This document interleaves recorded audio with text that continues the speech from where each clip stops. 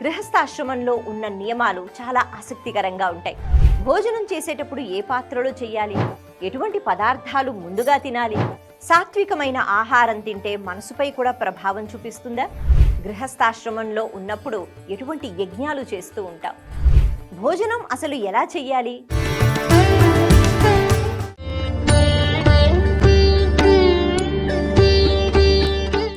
భక్తివన్ ప్రేక్షకులకు నమస్కారం.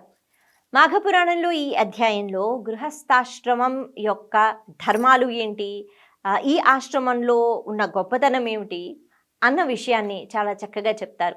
అయితే గత అధ్యాయంలో కూడా ఈ గృహస్థుడు అన్నవాడు ఎలా ఉండాలి, ఇటువంటి పద్ధతుల్ని పాటించాలి, ఇందులోనే ధర్మాచరణ గురించి, ఇంకా చెప్పాలి అంటే సదాచరణ గురించి, ఇంకా మనం సంపాదించే సంపాదన ఏదైతే ఉందో దీన్ని ఎలా ఖర్చు పెట్టాలి, దీన్ని ఎలా ఉపయోగించాలి అన్న విషయాలన్నీ కూడా మనకి చెప్తారు. ఇక ఈ అధ్యాయంలో ఒక గృహస్థుని యొక్క అంటే లేచిన దగ్గర నుంచి పడుకునేంత వరకు, లేకపోతే పుట్టిన దగ్గర నుంచి వెళ్ళిపోయేంత వరకు ఒక గృహస్థుడు ఎలా ప్రవర్తించాలి, ప్రతి ఒక్క పద్ధతి వెనక ఎంతో ఆధ్యాత్మిక విషయంతో పాటు ఆరోగ్యకరమైన విషయాలు, సూత్రాలు బోల్డ్ అన్నీ ఉంటాయి. మన ఋషులు మునులు ఏమైనా మాట చెప్పారు, ఒక ఆచారం, ఒక పద్ధతి పెట్టారు అంటే దానిలో ఎన్నో రహస్యాలు ఉంటాయి. ఆ రహస్యాలన్నీ కూడా ఇప్పుడు అంటే వశిష్ఠుల వారు ఈ గృహస్థాశ్రమం అంటే ఎలా ఉంటుంది అన్న విషయాన్ని చెప్తున్నారు. అయితే మృగశృంగ మహర్షికి ఇక తాను వివాహం చేసుకోబోతున్నారు కాబట్టి గృహస్థాశ్రమాన్ని స్వీకరించిన తర్వాత తను ఎలా వ్యవహరించాలి అన్నది అప్పట్లో వేదవ్యాసుల వారు చెప్పారు అన్న విషయాన్ని వశిష్ఠుల వారు దిలీపునికి చెప్తున్నారు. తద్వారా మనం అందరం కూడా గృహస్థాశ్రమంలో ఉంటున్నాము కాబట్టి ఈ ఆశ్రమంలో ఉంటూ ఎలా తరించిపోవాలి అన్నది ఇక్కడ మాఘపురాణంలో ఈ అధ్యాయం మనకి నేర్పిస్తుంది. అసలు లేవడమే బ్రాహ్మీ ముహూర్తంలో లేవాలి అని చెప్పారు. దీనికి సంబంధించి అంటే పూర్ణ ఆయుష్ అంటే శతమానం భవతి అని మనం ఎక్కడికైనా అంటే ఒక ఆలయానికి వెళ్ళినా, మనం ఎవరికైనా దండం పెట్టినా పెద్దవాళ్ళు శతమానం భవతి అనే దీవెనతో మనకి దీవెనలు అందిస్తూ ఉంటారు. అంటే 100 ఏళ్ళు చక్కగా ఆరోగ్యంగా ఉండాలి అనేటట్టుగా. మరి 100 ఏళ్ళు ఉంటే సరిపోతుందా అంటే కాదు కదా. అనారోగ్యంతో ఎప్పుడు మూలుగుతూ ఉంటే మనకి 100 ఏళ్ళు ఎవ్వరికీ కూడా బ్రతకాలి అని అనిపించదు. కాబట్టి శరీరం ఉండాలి, ఇది చకచక పని చెయ్యాలి అంటే ముఖ్యంగా మనం దేని గురించి ఆలోచించాలి అంటే ఆరోగ్యము. అందుకే ఆరోగ్యమే మహాభాగ్యం అన్నారు. ఈ పురాణాల్లో కూడా, కథల్లో కూడా ఆయా ఋతువులకి సంబంధించి, ఆయా మాసాలకి సంబంధించి, పండుగలకి సంబంధించి ఈ పదార్థం తినండి, ఈ పదార్థం నివేదించండి అంటారు. భగవంతుడు అలా వచ్చి తిని వెళ్ళిపోడుగా, దృష్టి పడుతుంది, తద్వారా మరింత అనుగ్రహం కలుగుతుంది. ఆ పదార్థాలు మనమే తింటాం. కాబట్టి ఎప్పుడు ఏది తినాలి ఇది కూడా మనకి శాస్త్రం చెప్తోంది.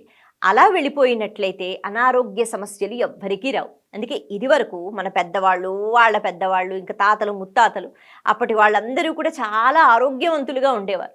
ఒక 80 ఏళ్ళు వచ్చినా, 100 ఏళ్ళు బ్రతికినా కూడా కంటి చూపు బాగుండేది, వినికిడి ఇది బాగుండేది, గుండె బాగుండేది, చాలా ఆరోగ్యంగా ఉంటూ ఉండేవారు. ఇప్పుడు అది లోపిస్తోంది. కారణం ఏమిటి అంటే ఈ కారణాలన్నీ చెప్తున్నారు. బ్రాహ్మీ ముహూర్తంలో మాత్రమే లేస్తే శరీరం చాలా తేజస్సుని అది పుంజుకుంటుంది. ఎందుకంటే ఆ సమయంలో, ఆ కాలంలో వాతావరణంలో వచ్చిన మార్పు ఏదైతే ఉందో, ఇంకా చెప్పాలి అంటే ఆ సమయంలో ప్రాణవాయువు, ఆక్సిజన్ అని అంటాం కదా, ఈ ఆక్సిజన్ అది చాలా ఎక్కువగా ఉంటుందట. కాబట్టి అటువంటి సమయంలో ఆ ప్రాణవాయువు ఏదైతే మన శరీరం లోపలికి వెడుతుందో మనకి ఒక కొత్త తేజస్సుని, ఉత్సాహాన్ని ఇస్తుంది. అందుకే పొద్దున్నే బ్రాహ్మీ ముహూర్తంలో పూజలు చేసినా, లేకపోతే మనం లేచి ఆ సమయంలో విద్యార్థులు చదువుకున్నా ఇది బాగా మెదడుకి ఎక్కుతుంది అని అంటుంటారు. మెదడు కూడా చాలా చురుకుదనంతో పనిచేస్తూ ఉంటుంది.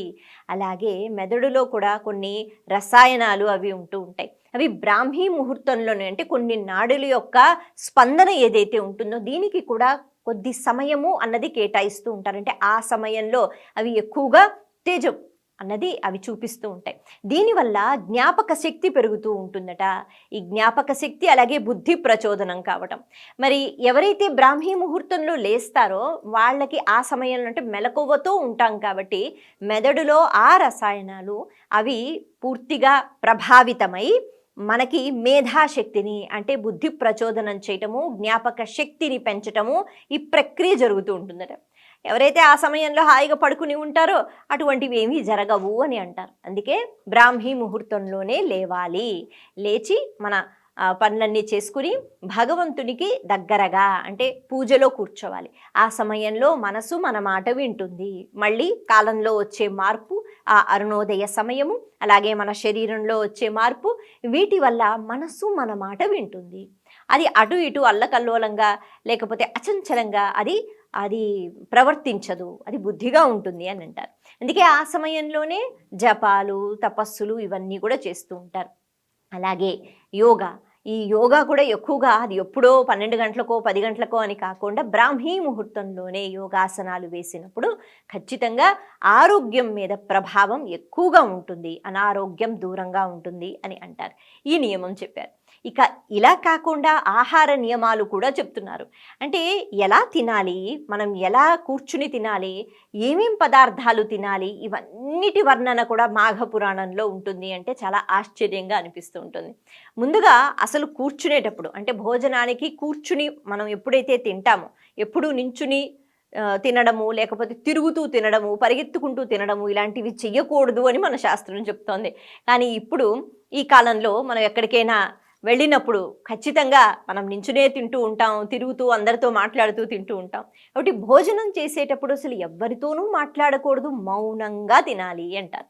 అలా మౌనంగా తింటూ ముఖ్యంగా కృతజ్ఞతా భావనతో భగవంతుడా ఈ ముద్ద ఈరోజు నోట్లోకి వెళుతోంది, నాకు శక్తి వస్తోంది అంటే ఇది నీ కారణంగా అనే కృతజ్ఞతతో భగవంతుణ్ణి స్మరించుకుంటూ, అందుకే ఇది వరకు భోజనం మొదలు పెట్టేటప్పుడు కూడా గోవిందనామాలు చెప్తూ ఉండేవారు. భోజనం అయిపోయేటప్పుడు కూడా గోవిందనామాలు చెప్పి భోజనాన్ని ముగించేవారు. అటువంటి ప్రక్రియ ఉండేది. కాబట్టి అలా భగవంతుణ్ణి తలుచుకుంటూ తినాలి, కూర్చుని చక్కగా తినాలి. ఆ తినే పాత్ర కూడా ఎలాగా ఉండాలి అంటే కాంస్య పాత్ర, కంచు అని అంటారు కదా, అలా ఆ కంచు పాత్రలో తింటే మరింత ఆరోగ్యం వస్తుంది అని చెప్తారు. అలాంటి పాత్రలో చక్కగా మౌనంగా తినాలి. అటు ఇటు దృష్టి పెట్టకుండా కృతజ్ఞతా భావనతో తింటూ ఉంటే అప్పుడు లోపలికి వెళ్ళే పదార్థాలు ఏవైతే ఉన్నాయో సాత్వికమైన ఆలోచనలతో మనసు దాకా వెళ్ళి ఉదరం దాకా వెళతాయట. అందుకే తినేటప్పుడు వాతావరణం యొక్క ప్రభావం కూడా మన ఆ భోజనంపై పడుతుంది ఖచ్చితంగా అంటారు. అందుకే స్నానం చేసి శుచిగా మాత్రమే వంట చెయ్యాలి అని చెప్తారు. ఎందుకు అంటే వీటి ప్రభావం అన్నది ఆ వంటలో కనిపిస్తుందా అంటే కళ్ళతో బహుశా కనిపించకపోవచ్చు, కానీ దాని ప్రభావం ఉంటుంది. అలాగే అరుచుకుంటూ తిట్టుకుంటూ లేకపోతే ఏదో ద్వేషంతో కూడా వండకూడదట. చాలా సాత్వికమైన ఆలోచనలతో చక్కగా అమ్మ గనక వంట చేస్తే ఆ వంటని ఆ భోజనాన్ని పిల్లలకి పెడితే వాళ్ళకి కూడా సాత్వికమైన ఆలోచనలు వస్తాయి అని అంటుంటారు. ఇలా వండేటప్పుడు పద్ధతులు, తినేటప్పుడు పద్ధతులు ఇవన్నీ కూడా ఈ అధ్యాయంలో మనకి కనిపిస్తాయి. తినేటప్పుడు కూడా ముందుగా మన విస్తరిలో ఏ ఏ పదార్థాలు మనం తినడానికి వేసుకుంటామో అవన్నీ కలిపి ఒక పిడికెడు అన్నం పక్కన పెట్టాలి అంటారు. ఎందుకు అంటే అవి భూతదయ అంటే జీవజంతువులకి, పక్షులకి లేకపోతే చీమలకి ఎక్కడైనా అది తీసుకెళ్ళి పిట్టగోడ మీదో లేకపోతే బయట ఎక్కడో పెట్టేస్తూ ఉండేవారు. అది ఖచ్చితంగా ప్రతిరోజు చేయవలసిందే. మనం తినక ముందు ఆ విస్తరలో అన్ని పదార్థాలతో ఒక పిడికెడుది ముద్ద చేసి అది పక్కన పెట్టడం, ఇది కూడా మన శాస్త్రం మనకి చెప్తుంది. ఇక తినేటప్పుడు ఎలాగైతే మాట్లాడకూడదు అని అనుకున్నామో అలాగే తినేటప్పుడు ముందుగా ద్రవ పదార్థం లోపలికి పుచ్చుకోవాలట. అందుకే ఇప్పుడు ఎక్కువగా కూడా మనం ఎక్కడికైనా బయటికి వెళ్ళినట్లయితే సూప్స్ అని అంటూ ఉంటారు కదా, ముందుగా ఒక సూప్ తాగాలి అనేట్టుగా ఒక అలవాటు ఉంటుంది. ఇవి ఎక్కడి నుంచి వచ్చాయి అంటే మన శాస్త్రం చెప్పిందే.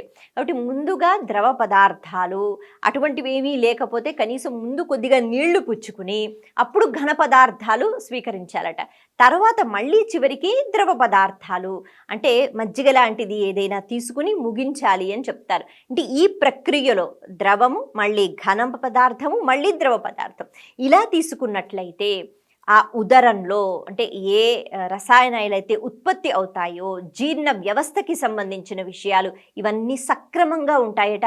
అజీర్తి పట్టుకోదు, వ్యాధులు రావు అని అంటారు. ఎందుకంటే శరీరంలో ముఖ్యంగా మనకి 70% నీరు మాత్రమే ఉండాలి.